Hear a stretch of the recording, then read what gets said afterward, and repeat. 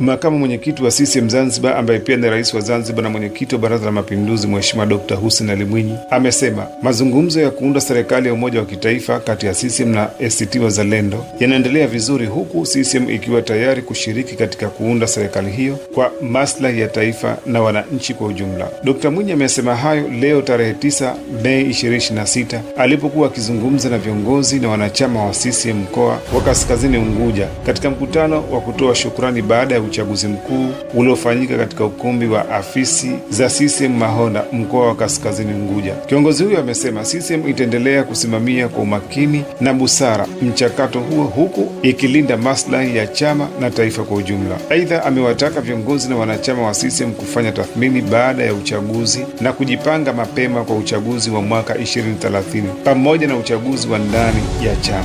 Halikadhalika, Dr. Mwinyi amesisitiza umuhimu wa kudumisha umoja, maadili ya uongozi, utekelezaji wa ilani, kuimarisha uchumi wa chama na taifa pamoja na kuunda amani nchini. Pia amesema serikali inaendelea kuimarisha uchumi wa Zanzibar kupitia maboresho ya miundombinu ya bandari na ujenzi za kuhakikisha upatikanaji wa umeme wa uhakika kupitia vyanzo mbadala ikiwemo jua, upepo na gesi asilia. Akithibitisha hotuba yake, Dr. Mwinyi amewahimiza viongozi na wanachama wa CCM kuendelea kushirikiana na kuimarisha chama katika ngazi zote husika. Hii ni Rada Online TV Pemba.